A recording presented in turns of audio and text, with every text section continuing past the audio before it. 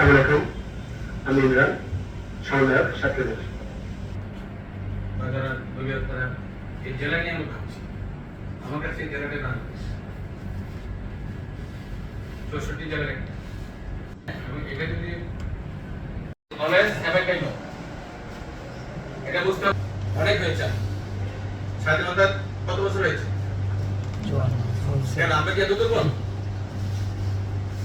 এই দুর্বল ভাবেন কি একটু হাত তুলবেন আপনারা আমি খুব কষ্ট নিয়ে কথাগুলি বলছি কেউ হাত তুলবেন আমি দুর্বল আমি পারি না নিজেকে তো অনেক করে পরিচয় দেওয়া না যে আমি অমুক না আমি আমার এলাকায় কি আমার গ্রামের মাতব্বর ইউনিয়নের মাতব্বর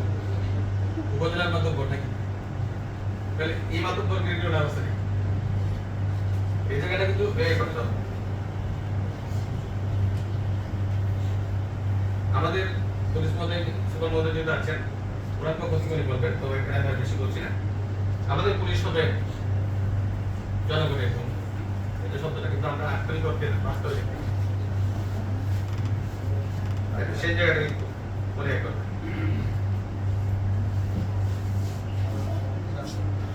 আমরা হয়তো আপনাদের সাথে এখানে বসছি উপজেলা ইউনিয়ন পর্যায়ে আমি সেই অভিজ্ঞতা কিন্তু আমি একটু শুরু করে এসেছি হাউ টু সারা জীবন আমি পাবো ভাই পাবে কেউ পাবে তার মানে সমস্ত অপরাধ তাই দরকার নিজেকে তার মানে কি আমার শত্রুটা কি আমি আমার শত্রু একটা তো ওই যে কি পাগল তো ভালো হতে নাকি পাগল তো নিজে কি নিজে ভালো চাই তাহলে আমরা কি আসলে নিজে ভালো চাচ্ছি আমি কার জন্য করছি আসছে না যে তুমি যে পরিমাণ বিন্দু পরিমাণ ভালো কাজ করলে তার প্রতিফল তুমি পাবে বিন্দু পরিমাণ খারাপ করলে তার প্রতিফল তুমি পাবে এই শেয়ার করার সুযোগ আছে না আমি একজনে ফোন করে আসলাম আমি 17 বছরের যে মানুষের প্রজেক্ট রাত বা দাবিগুলো ছিল সেগুলো উন্নত দাবি থেকে কারণে আমরা ব্যবহৃত বেশিরভাগ সময় কারণ তারা তাদের নিজেদের ক্ষমতা ব্যবহার থেকে শুরু করে যাবতীয় কার্যক্রমে তৎকালীন সময়ে এখন পর্যন্ত যে সরকার যেভাবে চাচ্ছে আমরা ঠিক সেভাবে কাজ করতে বাধ্য কিন্তু বিষয় যখন সাধারণ শিক্ষার্থীরা এবং সাধারণ তারা জনগণের ট্যাক্সের টাকায় তারা তাদের বেতনটা পায় তার আপনাদের অধীনস্থ রাষ্ট্র অধীনস্থ কর্মচারী আমরা নিরাপত্তা বা আমরা যে কোনো সার্ভিস পাওয়ার জন্য আমরা যদি অতিরিক্ত কোনো টাকা পয়সা বা অতিরিক্ত কোনো কিছু করতে চাই তখনই আমরা যদি তারা দাবি করি এবং আমরা যদি নিজের সুবিধাটা পাওয়ার জন্য যে শ্রেণীতে যাই তখন বেড়ে যাই এখন আমাদের অনেকগুলো বিষয় আমরা উল্লেখ করবো কিন্তু আসলে যেহেতু সবাই অনেক কথা বলছে এবং আমাদের এটা প্রিফারেন্স ছিল না আমাদের আমরা যে সাধারণ শিক্ষার্থীরা এবং জনসাধারণের কাছ থেকে আমরা র্যালিগুলো পেয়েছি কিছু কিছু তাকে আমরা উত্থাপন করবো সর্বপ্রথম আমাদের সাক্ষীতে যে বিষয়টা আমরা খেয়াল করেছি যে অন্য জেলার তুলনায় এখানে আন্দোলন চলাকালীন সময় আমরা প্রশাসন থেকে শুরু করে কিছুটা অন্য জেলার তুলনায় আমরা স্বাভাবিক পরিস্থিতি সব থেকে এখন যে পরিস্থিতিতে আমরা যেটা বিবেচনা করতেছি যে 5 তারিখের পর থেকে যে আইন শৃঙ্খলা বাহিনীর যে কমান্ডা খবর ছিলেন তারা ঠিকভাবে মানে নাই তারা যে কোনো কার্যক্রমগুলোতে সঠিকভাবে মাত্রাতে কার্যক্রম করতে পারছে না তবে আমরা তো দেখেছি যে আইন শৃঙ্খলা বাহিনী বলতে আমরা যেটুকু বুঝেছি বেশিরভাগ সময় মনে করেন সবাই যে পুলিশ প্রশাসন এটা কি কিন্তু যখন আমার সেনাবাহিনী ক্ষমতাটা নিয়েছে এবং তাদের শিক্ষার্থীদের থেকে শুরু করে চেষ্টা করছে আর কি কারণ তাদের জনবল মাঠ পর্যায়ে ততটাই না সেটা চেষ্টা করছে আমাদের সমাজের মধ্যে প্রত্যেকটা প্ল্যাটফর্মে যাদের যে কাজ যাদের কাছে যে দায়িত্বগুলো দেওয়া আছে তারা যেন সঠিকভাবে সেই কাজগুলো পালন করে এবং মানুষকে আমাদের এখন আপাতত দরকার নেই শুধুমাত্র সাক্ষাৎ কেন্দ্রিক আমরা চেষ্টা করবো যে আমাদের একটা কনসেপ্ট চিন্তা থাকুক আমরা আমাদের পড়ালেখার পাশাপাশি আমরা চাইবো আমরা স্বেচ্ছাসেবী হিসেবে যে এইগুলো সঠিকভাবে কার্যক্রম পালন হচ্ছে কিনা এবং কোথাও কোনো দুর্নীতি বাণিজ্য চলতেছে কিনা এবং আপনাদের সাথে নিয়ে এবং তাদের সহযোগিতার মাধ্যমে এবং আমরা আসলে আরেকটা বিষয় কিন্তু ভুলে গেছি যে আমরা এই এখন যে পর্যায়ে আছি 5 তারিখের পর থেকে প্রথম প্রত্যেকের মানুষের কোন রাজনৈতিক দলের না সবাই তো অনেক রাজনৈতিক দল সম্ভব না এবং তো এটা দাবি করেছে এখন আমরা যে সাধারণ শিক্ষার্থীরা এবং যারা এটা সমমনা এবং যারা দাবি করেছে তারা যে এককভাবে অন্তর্বর্তীকালীন সরকার এখন আমাদের দায়িত্বে আছে যে তারা তাদের কার্যক্রমগুলো সঠিকভাবে পালন করুক কোন জনমতকে অগ্রাধিকার দেওয়া বা কোনো ব্যক্তিকে অগ্রাধিকার দেওয়া বা কোনো সিন্ডিকেটকে অগ্রাধিকার দেওয়া এরকম থেকে দূরে থাকি আমাদের নেই। তবে আমি এটা বলগুলা যারা আপনার নিম্ন আয়ের ব্যক্তিগুলা বা পরিবারগুলা তারা তাদের কার্যক্রমগুলো তাদের পারিবারিক যে জীবিকাগুলা সঠিকভাবে নির্বাহ করতে পারবে না। আমাদের সাক্ষীতে আমাদের এসএস একটা কথা বলছে যে ট্যাক্স রুলিং ইউনিয়ন বা মাস্টার ইউনিয়ন এইসব যে কিছু কিছু এরকম হোমলেসের মধ্যে সহ কিছু কিছু জায়গা আমরা যেরকম বলুন মাদক চোরাচালান সন্ত্রাসীদের আড্ডাখানা তো এই জায়গায় একটা এলাকাতে সৃষ্টি করে রেখেছে এবং একটা একটা একটা সময় পরে যে আমাদের হাসপাতালগুলো ভাইকে কথা বলছিল যে আমরা দেখেছি যে কিছু কিছু জায়গাতে পরিবর্তন হয়েছে, শুধুমাত্র ব্যক্তিগুলো পরিবর্তন হয়েছে কিন্তু সেই প্রশ্নগুলো পরিবর্তন হয়নি। আমরা চাচ্ছি জনগণের অধিকার প্রতিষ্ঠা করার জন্য, কিন্তু এখানে যদি আমরা ঠিকই সেই আগের মতো দলীয় নেতৃত্ব ঠিক করতে পারি এবং তাদেরকে প্রশ্রয় দিই তাহলে আমরা এগোতে পারবো। কারণ সাধারণ জনতা এটা চায় না। বাংলাদেশের বেশিরভাগ মানুষ যে রাজনীতি জড়িত এমন বিষয় না, কিন্তু বাংলাদেশের বেশিরভাগ মানুষের আমরা বলছি কেন তারা চায় তাদের পরিবার নিয়ে তাদের আত্মীয় স্বজন নিয়ে সমাজ নিয়ে সঠিকভাবে বসবাস করতে। তাদের যে আমাদের সংবিধানে যে আমাদের যে বাস্তবায়ন করতে পারি তাহলে আমাদের প্রত্যেকটা জায়গাতে আমরা আমাদের যে আমরা যে কার্যক্রমগুলো করবো তারা তাদের কার্যক্রম বুঝে হবে এবং সাধারণ শিক্ষার্থী সাধারণ মানুষজন তাই কার্যক্রমগুলো সহজে বুঝতে পারবে। আর একটা বিষয় একটু বলবো যে দুর্নীতির বিষয়টা সব থেকে বেশি মানুষজন আমরা যদি কোনো বিপদে পড়ি সর্বপ্রথম যায় আমরা আইনের কাছে এবং সেই আইন ক্ষেত্রে যদি আমরা এটা পাই তখন আমরা কার কাছে যাবো। এবার আমাদের বিষয় হলো এমন যে শুধুমাত্র প্রশাসন কেন্দ্রিক না, রাষ্ট্রীয় এবং সরকারি যে ধরনের প্রতিষ্ঠানগুলো আছে সেই প্রতিষ্ঠানগুলোতে যদি ঊর্ধ্বতন কর্মকর্তা এবং প্রতিষ্ঠানগুলো যদি তাদের কার্যক্রম সঠিকভাবে পালন করে, যে অতিরিক্ত টাকা পয়সা নেওয়া বা কোনো দাবি দেওয়া থাকতে পারে বা কোনো একটা সুবিধা নেওয়ার চেষ্টা করতে পারে, এইগুলো থেকে যদি বিরত থাকে তাহলে সাধারণ মানুষ তার ন্যায্য অধিকার প্রয়োগ করবে। যে দোষী সে সাজা হবে এবং যে দোষী না সে মুক্তি পাবে। এটা বললে হবে আমাদের স্বাস্থ্যটাকে আমরা আধুনিক এবং আমাদের যে যেটা এই যাবৎকাল আমরা স্বাধীনতা পরবর্তী ৫৩ বছরে আমরা যেটা দাবি ছিল এবং স্বাধীনতার সময় আমরা যেটা বৈষম্যপূর্ণ সমাজ প্রতিষ্ঠা, তো আমরা ওইটা করতে আমরা পারবো। সাথে কিছু উল্লেখযোগ্য বিষয় আমি যদি বলি, কারণ আমাদের এখানে রনি আছে কথা বললে, আমরা সবার বিষয়ে কথা বললাম যে দুর্নীতি বিষয়টা বললাম, প্রত্যেকটা এখানে অনেকে আছে আমাদের দুর্নীতি এবং সাধারণ মানুষজনকে আমাদেরকে জানাইছে যে শিক্ষার্থীরা যে এত বড় একটা কাজ করেছে সরকারকে সরাই দিয়ে জনগণের সঙ্গে প্রতিষ্ঠা করার চেষ্টা করছে,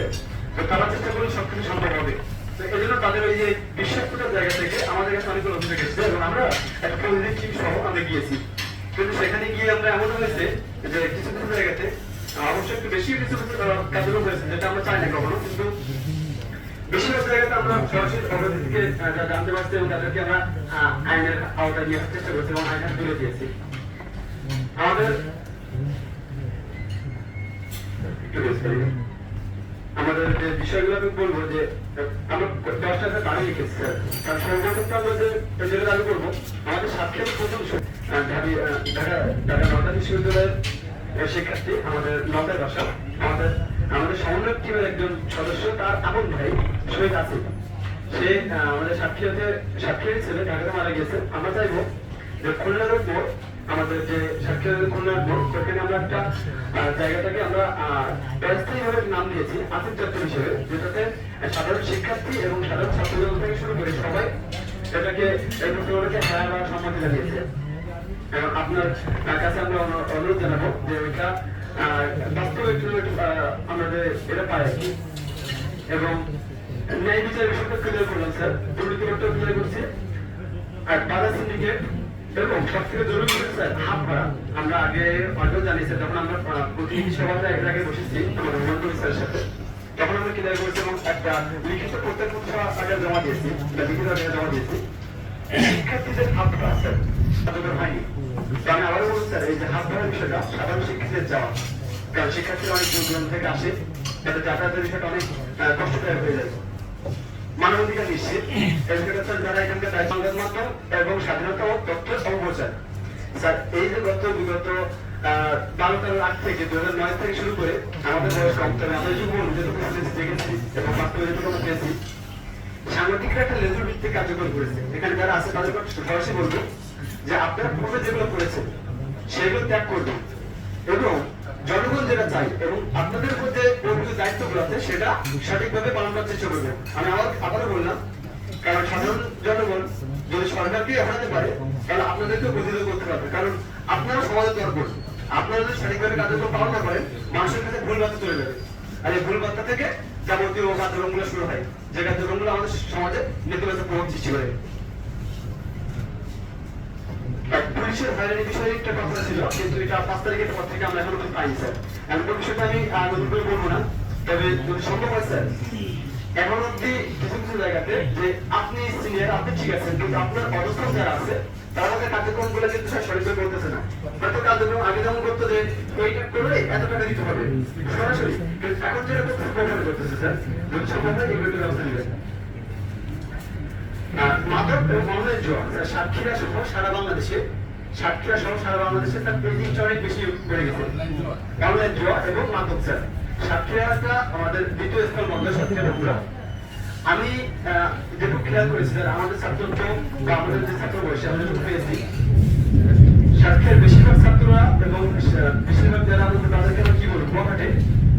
এই মাদকটাকে জড়িত, এবং তারা শুধু মাদকের টাকা পয়সা মাদকটা মানে আসক্ত হওয়ার পরে তারা মাদকের টাকাটা ইনকাম করার জন্য বা আয় করার জন্য তারা বিভিন্ন ধরনের অপরাধ স্যার, বিশেষ করে স্যার আমাদের একই কাজ স্যার, কারণ মাদকের বিষয়টা তারা বিভিন্ন প্রকার অপকর্মে লিপ্ত হচ্ছে, চুরি চিন্তায় এগুলোতে স্যার। এই মাদকটা যদি একটু নির্মূল করা যায় বা করা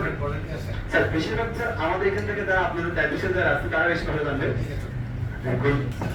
স্যার আরেকটা বিষয়, সাক্ষীর বিষয়টা সেটা হলো যে অনলাইন জুয়াটা স্যার, এটা যদি কোনো আইনের উপর ব্যবস্থা থাকে এবং আমাদের সেটা আপনার একটু প্রতিফলন করার চেষ্টা করবেন। বন্যা পরিস্থিতি স্যার, আমরা প্রতিবারই খেয়াল করছি যে সাতক্ষীরাতে আমাদের উপকূলীয়, কিন্তু এখানে একটা বিষয় আছে যে প্রত্যেকবারই বন্যা হয়, প্রত্যেকবারই মানুষের প্রাণ নিয়ে যায়, কিন্তু স্থায়ী কোনো সমাধান আসে না। আমরা চাই স্থায়ী কোনো সমাধান যদি আসে, এবং যতটুকু এই সরকারের সামর্থ্য, এই সরকারের সামর্থ্য, কারণ রাষ্ট্র যদি চাই চেষ্টা করলে কিন্তু পারবে, হয়তো একটু সময় লাগবে। স্থায়ী সমাধান বলতে যে বেড়িবাঁধ বা এগুলা, কারণ ওখানে সব থেকে বেশি ব্যাপারটা ওখানেই হয় স্যার, প্রত্যেকবারই ভাঙবে সেটা বেড়ি সমস্যা হয়, কিন্তু বেড়িবাঁধ নির্মাণ এবং স্থায়ী একটা পদক্ষেপ নেওয়া এইটা। হ্যাঁ স্যার, আমি ক্লিয়ার করছি যে ওটা লক্ষ্য করবে। বন্যা পরিস্থিতির যে বিষয়টা হলো স্যার, আমাদের যে দাবিটা আছে স্যার, ছাত্রদের মধ্যে যে একটা এখন যে কার্যক্রম চলতেছে সেই কার্যক্রমের মধ্যে কিছু কিছু জায়গায় আমরা ডিফেন্স দেখেছি। আমরা চাই না ছাত্রদের মধ্যে ডিফেন্স থাকুক, ছাত্র জনতা সবাই একসাথে ভাবে কাজ করবে, কোনো দলীয় ভাবে কাজ করবে না, কোনো দলের মধ্যে কাজ করবে না, কোনো মতের মধ্যে কাজ করবে না। কিন্তু সরকার থাকাকালীন সময়ে তাদের যে উদ্দেশ্য এবং বাংলাদেশকে আধুনিক বাংলাদেশ বিনির্মাণ এবং দীর্ঘ 15-16 বছরের যে ধ্বংসলীলা, এই ধ্বংসলীলাকে ধীরে ধীরে মেরামত করা বা সংস্কার করা, এই সংস্কারে আমরা যদি জেলা প্রশাসন থেকে শুরু করে আমরা যদি ছাত্ররা সবাই, ছাত্র থেকে শুরু করে ছাত্রদের মধ্যে সবাই যদি একত্র চেষ্টা করি, আমরা আমাদের কার্যক্রম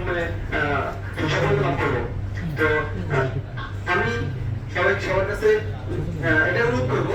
যে আপনারা আপনাদের জায়গা থেকে দলমত নির্বিশেষে শুধুমাত্র দেশের রাষ্ট্রের একজন সচেতন নাগরিক হিসেবে আপনারা আপনাদের কর্তব্যটা পালন করবেন।